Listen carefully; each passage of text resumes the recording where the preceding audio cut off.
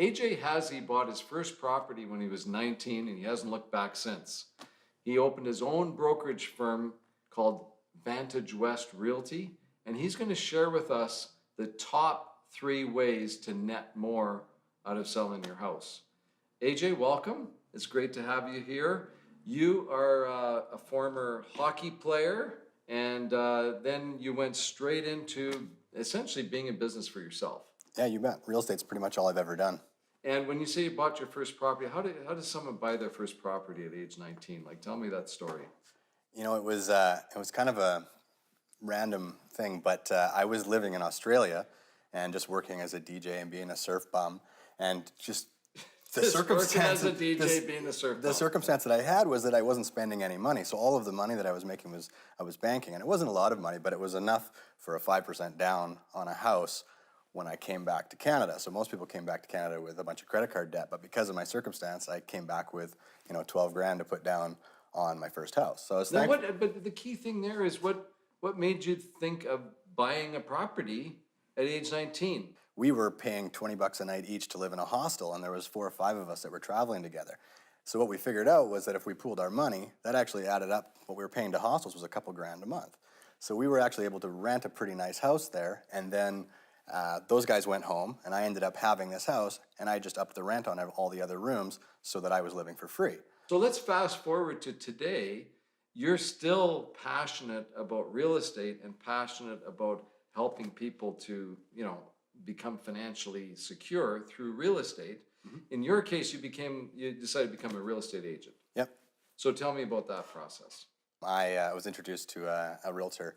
At the time, he was a young guy, nice pea coat, driving a BMW. I was very impressed by the whole thing.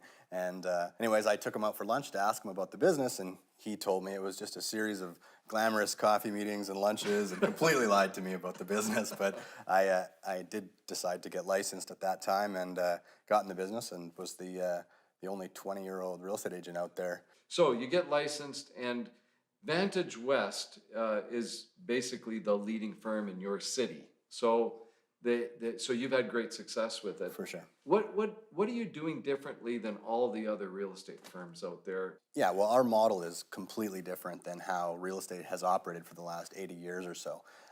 Essentially, it's the complete opposite of how everything else works.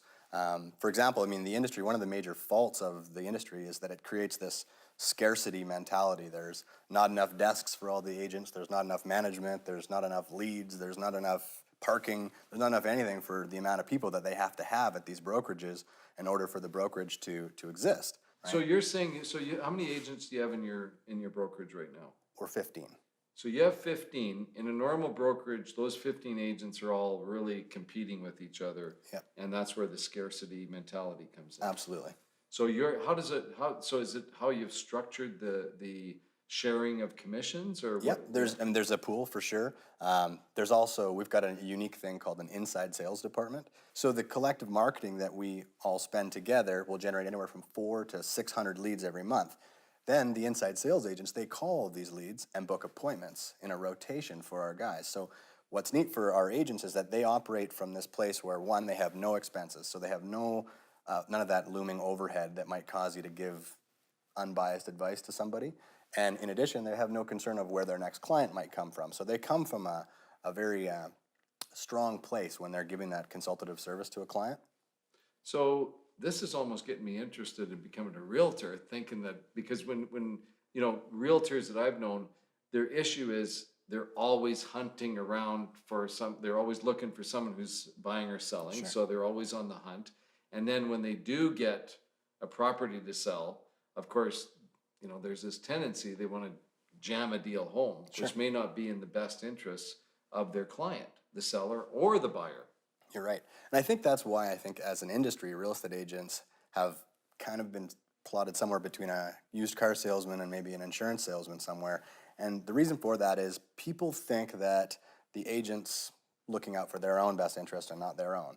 And think about it logically. Let's say you're an agent at one of the big offices and you've got a $5,000 a month office bill or, a overhead, and you don't know Because where you're doing your own you're doing your own marketing thing, and you've got an assistant that you're paying her $3,000 a month, and you've got all these marketing expenses that are kind of adding up, and you haven't done a deal in a month or so, and you've got this one client, and they cross the threshold of a home that they like, and they look to you and they say, "What do you think? Should I buy this house?" Absolutely. Are you in a position to say anything other than that, right? Right. So we take a consultative approach versus the salesperson's approach. So we don't sell homes. We offer a consultation service to help people buy or sell homes.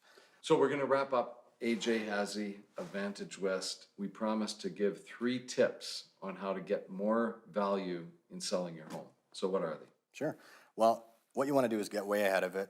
About 5 to 6 weeks before you're going to sell your home, have somebody come over, an agent that specializes in maybe flipping homes or something like that, to give you some consultation on what you can do before you list the property to get it in tip-top shape. So almost every home could use a little spruce up or from an outsider to decide how to increase the value. We send a stager and one of our consultants through every listing beforehand and make recommendations on what they can do to tweak it.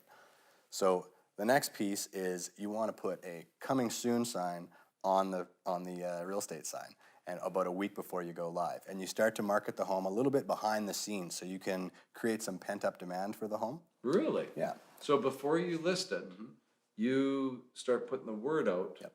It's almost like a pre-launch. Yeah, it's a pre-launch. We have a whole 7-day sequence that we use, and there's about a dozen things that happen in that 7 days to get sort of the sizzle happening for the home.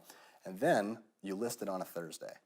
Really? Yeah, you list it on a Thursday. You sure you want to share this secret with the whole world here? I'm happy. I'm an open book.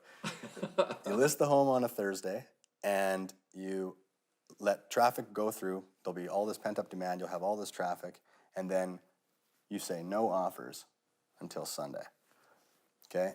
Wow. What this does is you're predetermining that this house is going to go into multiple offers. You've got it in tip-top shape. You've priced it properly. You've done a 7-day launch, and now you're telling the market that, hey, this is a hot commodity, and we'll be taking offers on Sunday. So someone comes with an offer on Friday, you say, sorry, we'll talk to you Sunday. Occasionally someone will come with an offer ahead of time.